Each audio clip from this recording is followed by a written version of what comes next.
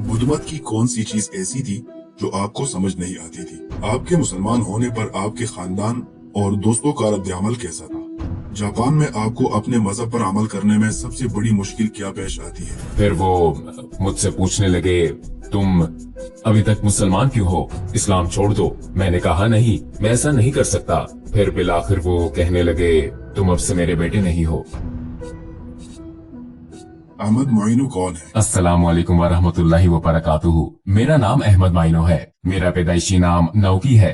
मैं जापान से हूँ। बुनियादी तौर पर मेरा ताल्लुक आइची से है, जो जापान के वस्त में है, और आजकल टोक्यो के करीब चिबा में रहता हूँ और टोक्यो में काम करता हूँ। और मैं जापान मुस्लिम एसोसिएशन के 4 इमामों में से एक हूँ। मेरा नफ्स, मेरी अना, मेरी जात तकरीबन 13 से 14 साल की उम्र में बेदार हुई और मैं खुद से सवाल करने लगा, मैं कहाँ से आया हूँ, मैं कहाँ जा रहा हूँ और मेरी जिंदगी का मकसद क्या है। और चूंकि मैं जापान में पला बड़ा था, करीब तरीन मजहब जिसका माहौल मैंने पाया वो बुद्ध मत था। तो मैंने सोचा कि अगर मैं बुद्ध मत मजहब इख्तियार कर लूं, खास तौर पर खालिस बुद्ध मत तरीका, तो मैं अपने सवालात के जवाब हासिल कर सकूंगा। एक मरहले पर तो मैंने मजहब के जरिए सच्चाई ढूंढने से हार मान ली, लेकिन फिर मुझे मेलबोर्न ऑस्ट्रेलिया जाने का मौका मिला बतौर एक्सचेंज तालिब इल्म तकरीबन 1 साल के लिए। फिर अल्हम्दुलिल्लाह वहाँ क़याम के दौरान मैं एक मिस्री खानदान से मिला। वो मेरे साथ बहुत अच्छे तरीके से पेश आए। चनाचे उनके साथ रहन सहन के जरिए उनको जानकर इस्लाम के खिलाफ मेरा मोतसबाना नजरिया आहिस्ता आहिस्ता खत्म हो गया। वो कौन सी बात थी जिसकी वजह से आप हकीकतन इस्लाम के बारे में मुतमईन हुए? इस्लाम की तरफ आने के बाद कि ये वही मजहब है जिसकी मुझे हमेशा से तलाश थी। मैं अपने मुस्तकबिल के बारे में खौफ व इस्तराब में था, क्योंकि मैं उन लोगों में से एक था जो इस्लाम को मोतसबाना नजर से देखते हैं। तो मैं जानता था कि अगर मैंने आखिरी कदम उठाया, यानी मुसलमान बनने और इस्लाम और मुसलमानों की सरहद तक पहुंचने और इसमें दाखिल होने पर, मुझे मेरी सोसाइटी जापानी सोसाइटी में किस नजर से देखा जाएगा, मुझे बहुत ज्यादा अजीबो गरीब आदमी समझा जाएगा। ये आखिरी वजह थी जिसने मुझे आखिरी मरहले तक आने से रोका हुआ था। लेकिन फिर मैल्कोम एक्स की फिल्म देखने से मुझे आखिरी कदम की हिम्मत मिली और मेरी हौसला अफजाई हुई अल्हम्दुलिल्लाह, क्योंकि मैल्कोम एक्स ने अपनी पिछली जिंदगी एक बदमाश के तौर पर हर किस्म की बुराइयों का इर्तिकाब करते हुए गुजारी। फिर ये देखना कि किस खूबसूरती से और किस कदर उसने अपनी जिंदगी को एक मजहबी पेशवा जैसी जिंदगी में बदल दिया, बहुत सीधे साधे इंसान की तरह। और मजीद ये कि हज के मनाजिर देखने से जब वो हज के लिए मक्का गया, जिससे वो खुद हैरत ज़दा रह गया। कई जगहों पर बहुत से लोग जमा होते हैं इस मकसद के लिए कि वो फुटबॉल का मैच देखें या रक्स या मौसीकी की महफिलें तफरीह हासिल करने के लिए। लेकिन जो लोग यहाँ जमा हो रहे हैं, इतने लोग जमा हो रहे हैं एक खुदा की इबादत की खातिर, क्या इस तारीफ से बढ़कर कोई तारीफ हो सकती है? मैंने कहा नहीं। फिर आखिरकार मुझे ये बात समझ आ गई कि मुसलमान होने का मतलब ये नहीं है कि आपको डरपोक इंसान बनना पड़ेगा। नहीं, मुसलमान होना बहुत खूबसूरत तजर्बा है, बहुत उम्दा, खूबसूरत और जबरदस्त। चनाचे अल्हम्दुलिल्लाह मैंने आखिरी कदम उठाया और इस्लाम कबूल कर लिया। तो मैल्कोम एक्स की फिल्म जिस दिन देखी, उसी रात मेरा ख्याल है कि ये वो वक्त था जब मैंने इस्लाम कबूल किया। मैंने अल्लाह ताला की तरफ रुजू किया, अपने घुटने जमीन पर टेक दिए और फिर अपनी पेशानी फर्श पर रखकर अल्लाह से दुआ मांगी। आपके खानदान और दोस्तों का आपके मुसलमान होने पर क्या रद्द-ए-अमल था? हाँ, वो गलत समझते थे।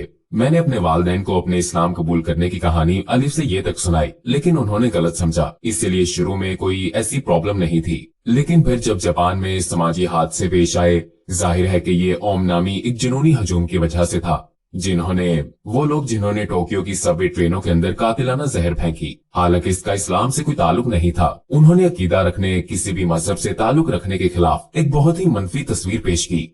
फिर जहालत का मामला और मसला सामने आता है, या इस्लाम को नहीं जानने का। उन्होंने समझा कि इस्लाम ऐसा ही होगा, ऐसे जुनूनी लोगों से मिलता जुलता। जब मैं अपने वालिद से कुवैत में तालीम हासिल करने की इजाजत लेना चाहता था अरबी जबान सीखने की खातिर, मैं पहले ही ओसाका में अरबी जबान की तालीम देने वाली यूनिवर्सिटी में दाखिला ले चुका था। तो उन्होंने कहा नहीं। फिर वो मुझसे पूछने लगे, तुम अभी तक मुसलमान क्यों हो? इस्लाम छोड़ दो। मैंने कहा नहीं, मैं ऐसा नहीं कर सकता। अब्बाजान देखें, जब से मैं मुसलमान हुआ हूँ, क्या मैं पागल हो गया हूँ? क्या मैं पहले से बुरा हो गया हूँ? अंदर से वो जानते थे कि ऐसा नहीं है।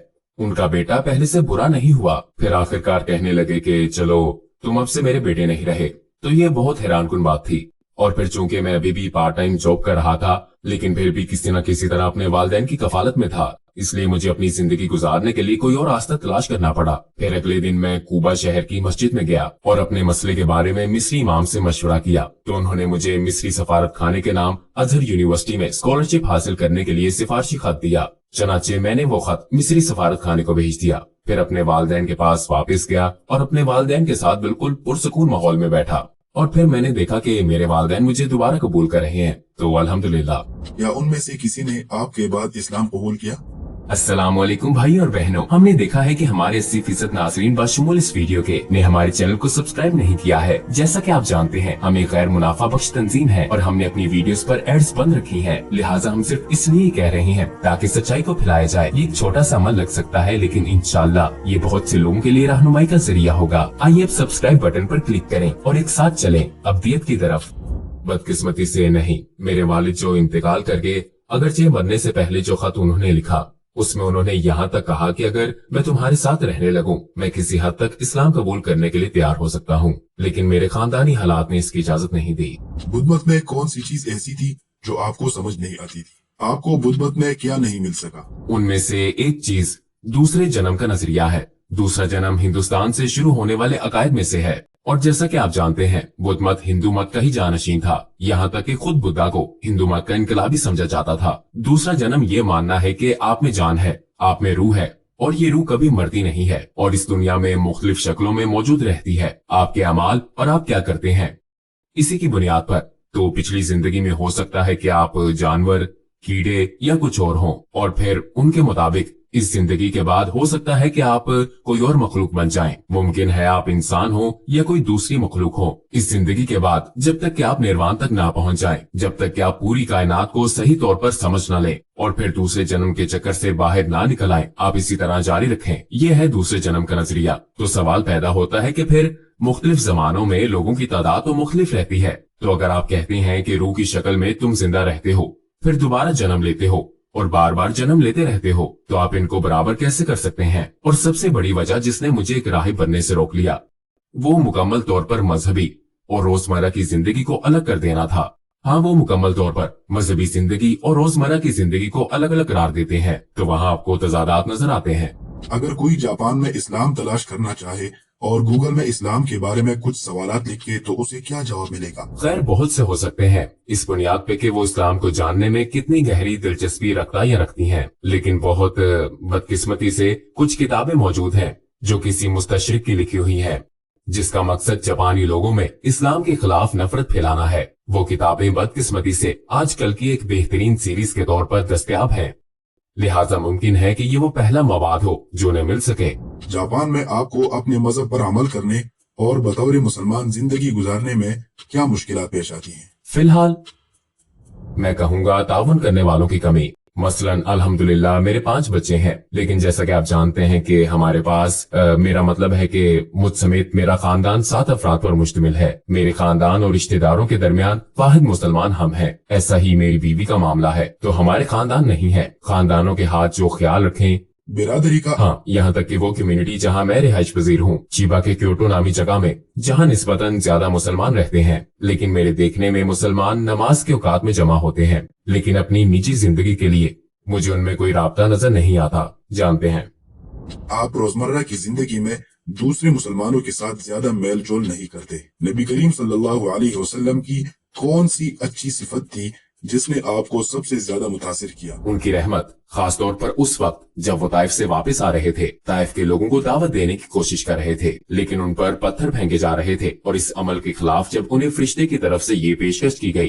कि उनको कुचल दिया जाए, तो उन्होंने क्या कहा? सुभान अल्लाह, बराए मेहरबानी ऐसा मत करना, शायद उनके बाद ऐसी नस्लें आए जो एक खुदा पर ईमान लाने वाले हों। सुभान अल्लाह। आपने इमाम बनने का इंतखाब क्यों किया? क्योंकि कोई दूसरा नहीं कर रहा। सुभान अल्लाह।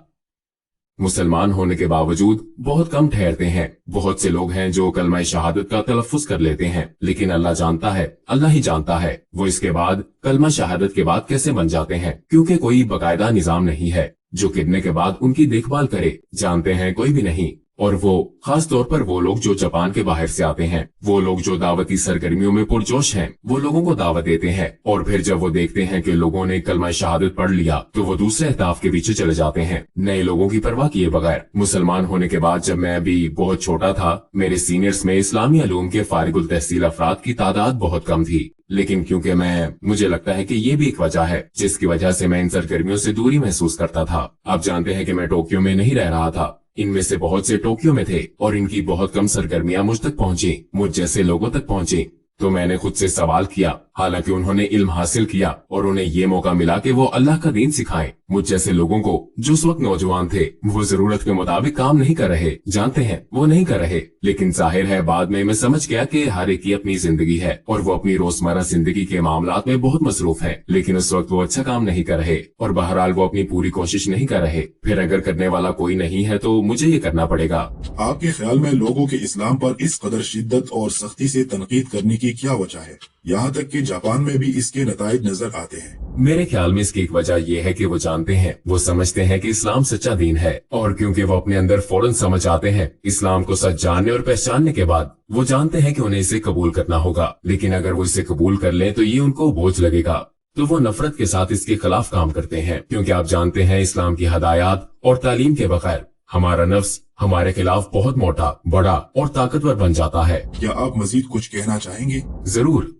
तमाम भाइयों और बहनों से दरख्वास्त है कि मेरे लिए और मेरे खानदान के लिए दुआ करना ना भूलें, और खास तौर पर मेरी वालिदा और मेरी बीवी की वालिदा के इस्लाम की, और मेरे रिश्तेदार भाइयों के लिए और सबके लिए। आप जानते हैं हमारे जैसे हालात वाले लोग, मुझ जैसे बहुत से इस्लाम कबूल करने वाले लोगों के वालिदैन अभी भी मुसलमान नहीं है, तो हमारे लिए दुआ करें। शुक्रिया। जज़ाकल्लाह खैर।